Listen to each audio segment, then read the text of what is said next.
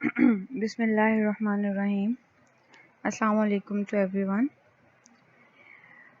Today we are going to start another lab of microprocessor based system,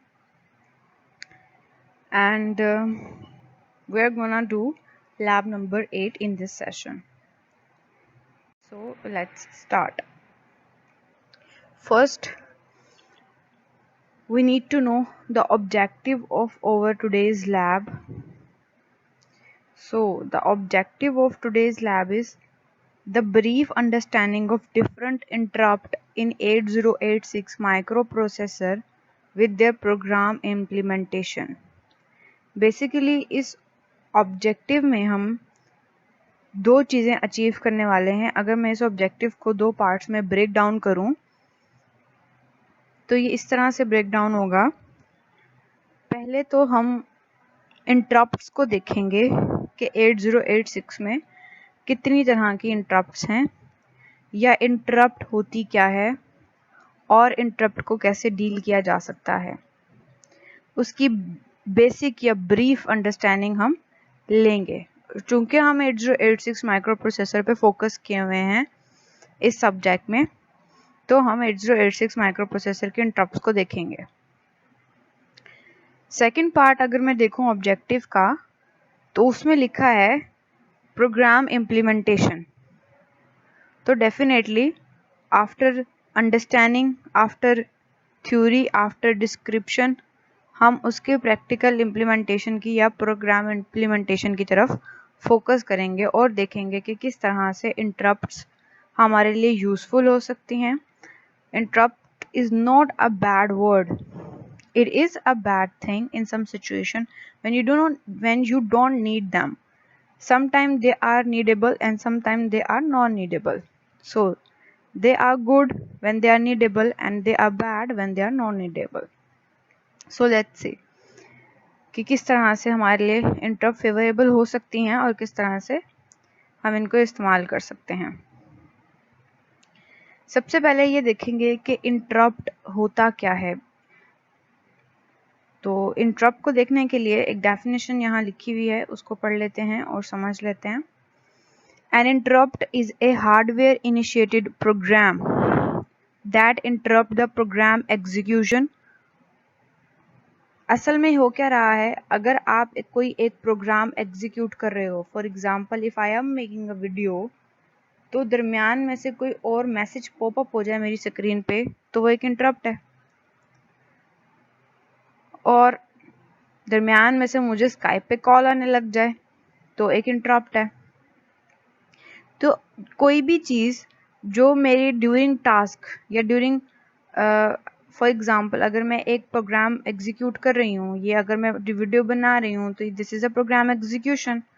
अगर मैं एक task कर रही हूँ, मेरे टास्क के दौरान कोई भी हर्डल आ जाती है या कोई भी रुकावट आ जाती है या कोई और प्रोग्राम की रिक्वेस्ट आ जाती है, तो उसको हम इंटरप्ट के तौर पे डील करते हैं. नेक्स्ट क्या है, और it is a method of creating temporary halt during program execution, जैसे मैंने आपको बताया, and allow peripheral devices to send request to the microprocessor. For example if you are making a video and you came a request for a Skype call because you are online and you can have a request of Skype call. तो उस situation में क्या होगा, आपका थोड़ी देर के लिए आपकी विंडो हॉल्ट होगी, फिर आपके पास इग्नोर या एक्सेप्ट का बटन आएगा. आप अगर एक्सेप्ट करना चाहें तो दो आपका पहली वाली प्रोसेस हो रहा था, वीडियो मेकिंग हो रही थी, वो पॉज पे चली जाएगी, उसमें हॉल्ट आ जाएगा. सही. तो इस तरह से हम इसको डील आउट करते हैं. और अगर आप उसको इग्नोर करते हैं तब भी उसमें टेम्परेली हॉल्ट आएगा. अब allows peripheral devices to send request to the microprocessor, इस सिनेरियो को कैसे समझेंगे. फॉर एग्जांपल अगर आप फेसबुक चला रहे हैं लेकिन आपने साथ के साथ असाइनमेंट भी बनानी है और आप वो बना रहे हैं डेफिनेटली, और आपने प्रिंट की रिक्वेस्ट दे दी, पेरिफेरल डिवाइसेस प्रिंट. कीबोर्ड से अगर आपने असाइनमेंट बना रहे हैं लेकिन मैसेंजर पे कोई आपको रिप्लाई बैक करना है, तो कीबोर्ड पेरिफेरल डिवाइस है, उसको यूज़ करना पड़ेगा. उसको यूज़ करेंगे तो जाहिर सी बात है जो भी आप मैसेज टाइप करेंगे वो रिक्वेस्ट जाएगी पेरिफेरल डिवाइस से, कीबोर्ड से। तो असाइनमेंट वाला टास्क टेम्पररी हॉल्ट होगा। और ये इंटरप्ट्स जो हैं ये हमें हेल्प आउट करती हैं मल्टीपल टास्किंग में, पैरेलल टास्किंग में, कि किस तरह से हम इसको पैरेलली काम कर सकते हैं। ओके, सबसे पहले देखेंगे कि हार्डवेयर इंटरप्ट क्या है। Hardware interrupt is caused by any peripheral device by sending a signal through a specified pin to the microprocessor. अब आप ये बात बहुत अच्छे से जानते हैं कि कोई भी माइक्रोप्रोसेसर या आजकल तो हम इसको वो बहुत एडवांस माइक्रो कंट्रोलर्स यूज़ कर रहे होते हैं, बट प्रीवियसली जब हम 8086 इस्तेमाल कर रहे थे तो माइक्रो प्रोसेसर्स की पिन्स थी। इनपुट पिन्स भी, आउटपुट पिन्स भी होती हैं वहाँ पर प्रोसेसर में। प्रोसेसर के अंदर रिक्वेस्ट पिन्स भी होती हैं, प्रोसेसर के अंदर इंटरप्ट पिन्स भी होती हैं, प्रोसेसर के अंदर इंस्ट्रक्शंस पिन्स भी होती हैं। अब यहाँ पर हार्डवेयर इंटरप्ट को उसने कैसे एक्सप्लेन किया हुआ है, यहाँ पर हार्डवेयर इंटरप्ट को उसने बताया हुआ है कि ये इंटरप्ट कोई भी पैराफेरल डिवाइस भेज सकती है माइक्रो प्रोसेसर पे एक स्पेसिफिक पिन पे। कोई भी पैराफेरल डिवाइस माइक्रो प्रोसेसर की एक स्पेसिफाइड पिन पे रिक्वेस्ट भेजेगी तो इंटरप्ट क्रिएट हो जाएगी, जिसको हम कहते हैं हार्डवेयर इंटरप्ट। अब आपको पता है कि पैराफेरल डिवाइसेस क्या होते हैं। Mouse, keyboard, printer, fax machine, ये पैराफेरल डिवाइसेस हैं, सब चीज़ें, ठीक है। तो ये हार्डवेयर डिवाइसेस भी हैं at the same time. Mouse आपका जो है वो एक हार्डवेयर डिवाइस है, कीबोर्ड आपकी हार्डवेयर डिवाइस है, प्रिंटर आपका हार्डवेयर डिवाइस है। तो इन डिवाइसेस से जो रिक्वेस्ट जाएगी माइक्रो प्रोसेसर की पिन पे वो हार्डवेयर इंटरप्ट होगी। अभी नेक्स्ट इसने क्या लिखा हुआ है, the 8086 has 2 hardware interrupt pin. 8086 के पास 2 हार्डवेयर इंटरप्ट पिन हैं, non maskable interrupt pin and interrupt request, INTR and NMI, ठीक है। इन 2 पिन्स पे आपकी हार्डवेयर इंटरप्ट पिन की ये दोनों हार्डवेयर इंटरप्ट पिन्स हैं। इन दोनों पिन्स पे पैराफेरल डिवाइसेस की तरफ से कोई भी रिक्वेस्ट जा सकती है इंटरप्ट की। ओके, नेक्स्ट यहाँ पे मैंने लिखा हुआ है one more interrupt pin associated is interrupt A is called interrupt acknowledged. In 2 pins के अलावा एक और इंटरप्ट रिलेटेड पिन है जिसको कहते हैं इंटरप्ट एक्नॉलेज। यानी कि जब हमारे पास इन 2 पिन्स पे यानी कि NMI और INTR, इन 2 पिन्स पे जब कोई इंटरप्ट की रिक्वेस्ट मौसूल होगी तो मुझे उस डिवाइस को वापस बताना भी है, जिस डिवाइस ने इंटरप्ट की रिक्वेस्ट भेजी है इन 2 पिन्स पे, उसको मुझे वापस ये एक्नॉलेज करना है कि हाँ इंटरप्ट मौसूल हो गई है। वो मैं उसको कैसे बताऊंगी, वो मैं इस पिन से बताऊंगी, इंटरप्ट एक्नॉलेज पिन से, ठीक है। नेक्स्ट, अभी नेक्स्ट क्या है, software interrupt. Software interrupt, it is initiated by executing an instruction. ये एक इंस्ट्रक्शन की एग्जीक्यूशन के दौरान इनिशिएट हो सकती है। It can be used by programmer to initiate an interrupt at the desired point in the program. Hardware interrupt आप पढ़ चुके हैं, आपको पता चल गया कि जो पैराफेरल हार्डवेयर डिवाइसेस से जो रिक्वेस्ट आएगी वो हार्डवेयर इंटरप्ट है। सॉफ्टवेयर इंटरप्ट सिंपली आप ये देख सकते हैं कि जो विदन सॉफ्टवेयर यानी कि जो within application, within software, within platform जो रिक्वेस्ट जा रही है थ्रू एनी इंस्ट्रक्शन के एग्जीक्यूशन के दौरान भी कोई इंटरप्ट क्रिएट हो सकती है। कोई प्रोग्रामर खुद से भी हम एक प्रोग्राम को किसी स्पेसिफिक पॉइंट पे हॉल्ट करवाने के लिए भी इंटरप्ट की रिक्वेस्ट जनरेट कर देते हैं। सो जो सॉफ्टवेयर के अंदर रिक्वेस्ट जनरेट होगी वो सॉफ्टवेयर इंटरप्ट होगी। अब है मास्केबल इंटरप्ट। तो मास्केबल जैसे कि पहले पढ़ी हैं, हार्डवेयर की 2 टाइप है, मास्केबल, नॉन मास्केबल। तो देख लेते हैं कि मास्केबल और नॉन मास्केबल इंटरप्ट क्या है। Those maskable interrupt which can be disable और ignore by the microprocessor, वो इंटरप्ट जिसको माइक्रो प्रोसेसर इग्नोर कर सकता है वो है मास्केबल इंटरप्ट। और एग्जांपल है एज ट्रिगर्ड और लेवल ट्रिगर्ड और दे कैन बी डिसेबल। तो ये एज ट्रिगर्ड और लेवल ट्रिगर्ड की जो हमारे पास रिक्वेस्ट आती हैं उसको हम इजीली इग्नोर कर सकते हैं। तो माइक्रो प्रोसेसर जो है वो मास्केबल इंटरप्ट्स को इग्नोर करने की सलाहियत रखता है, डिसेबल। अब बात ये कर लेते हैं कि किस तरह से हमारे पास एक इंटरप्ट को डील आउट किया जाता है, इंटरप्ट को इंटरटेन किया जाता है, इंटरप्ट को सर्विस कैसे प्रोवाइड की जाती है। और अभी पहले हमने वेरी फर्स्ट स्लाइड में ये देखा था कि इंटरप्ट को डील आउट करता है इंटरप्ट सर्विस रूटीन, ISR। तो अब ये देखेंगे कि how interrupt service routine works और ये किस तरह से उसको हैंडल करता है। तो सबसे पहले ISR also called interrupt handler because इसका काम ही इंटरप्ट को डील आउट करना है, इंटरप्ट को हैंडल करना है। It is a software process invoked by an interrupt request from a hardware device। जब भी किसी हार्डवेयर डिवाइस से इंटरप्ट की रिक्वेस्ट आती है, ये सॉफ्टवेयर है, ये एक सॉफ्टवेयर प्रोसेस है, ये विद इन सॉफ्टवेयर ऑपरेट कर रहा होता है। ISR is a software process, ये विद इन अ सॉफ्टवेयर जो है वो ऑपरेट कर रहा होता है। जब भी कोई रिक्वेस्ट आती है हार्डवेयर डिवाइस की तरफ से, ये प्रोसेस इन्वोक हो जाता है, ये प्रोसेस, इसको हम कॉल कर लेते हैं इस प्रोसेस को, ये एज अ हेल्पर है। Invoke, call, fetch, these are the same thing. हम इनको कॉल, हम ISR को कॉल कर लेते हैं कि जब भी कोई रिक्वेस्ट आती है हार्डवेयर की तरफ से। हम कौन, यानी कि micro processor. Micro processor hardware device से जब भी कोई इंटरप्ट की रिक्वेस्ट आती है तो ISR को कॉल कर लेता है फौरन से, क्योंकि इसको पता है इंटरप्ट को कैसे हैंडल करना है। Next, it handle the request and send it to the CPU। अब ISR इंटरप्ट को हैंडल करता है और उसको CPU की तरफ भेज देता है, क्योंकि नेक्स्ट प्रोसेसिंग यानी कि एक्चुअल प्रोसेसिंग तो प्रोसेसर यानी कि CPU ने ही करनी है। ठीक है, अब इसको दोबारा से पढ़ते हैं। It handles the request and sends it to the CPU interrupting the active process. और आप ये बहुत अच्छी तरह समझते हैं कि जब कोई इंटरप्ट आएगी उसको डील आउट करने के लिए हम ISR को बुलाएंगे, फिर ISR, हम यानी कि माइक्रो प्रोसेसर ISR को बुलाएगा और फिर ISR उसको CPU को बताएगा कि इसको इस तरह से प्रोसेस करो। तो इस सारे प्रोसेस में जो एक्टिव प्रोसेस होगा वो इंटरप्ट होगा और वो हॉल्ट होगा। When the ISR is complete, the process is resumed।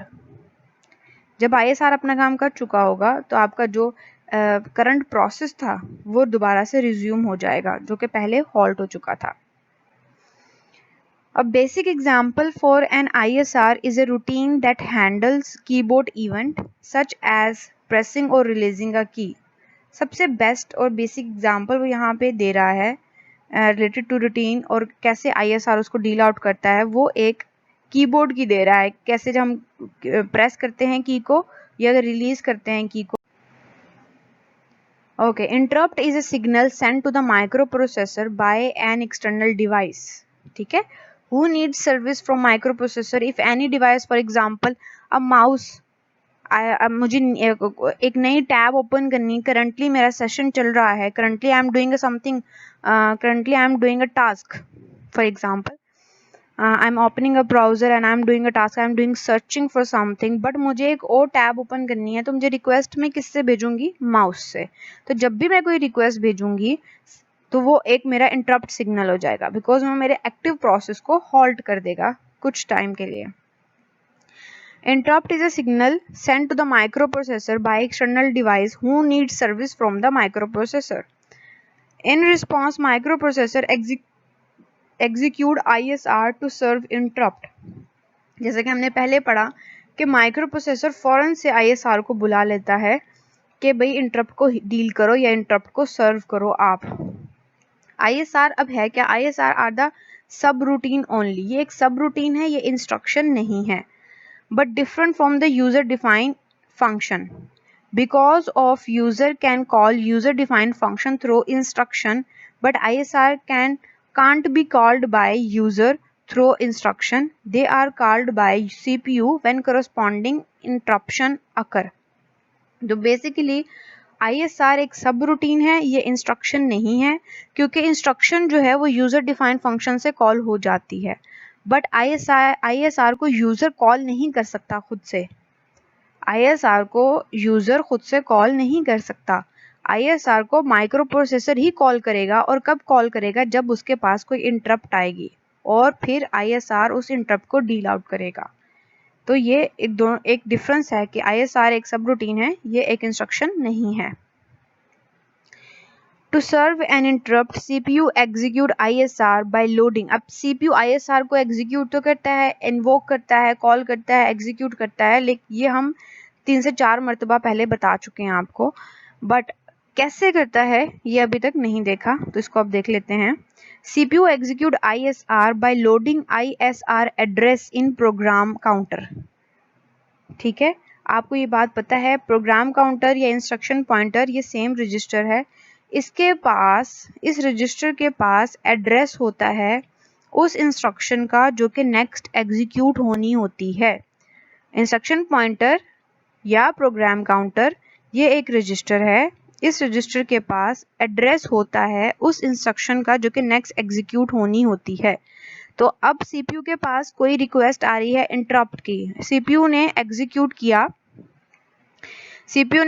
किया ISR को। ISR ने क्या किया, ISR को कैसे एग्जीक्यूट किया, by loading ISR address in program counter. ठीक है, some time the address by loading ISR address in program counter, which means that कि ISR को वो कॉल कर रहा है for a specific interrupt। अब नेक्स्ट ISR ने एग्जीक्यूट होना है, ISR ने फंक्शन करना है, ISR ने अपना ऑपरेशन करना है। This is not ISI, this is ISR, so but it is strong। अभी next, following sequence of event occur when interrupt R pin goes high। Microprocessor 8086 check the signal status of INTR signal during execution of each instruction। यानी कि जब INTR pin high होती है तो following event हो रहे होते हैं।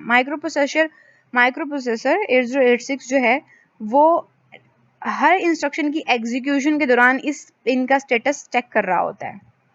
अगर if in INTR pin signal is high, जब ये पिन हाई हो जाती है, 8086 complete the current instruction and send active low acknowledgement signal if interrupt is enabled।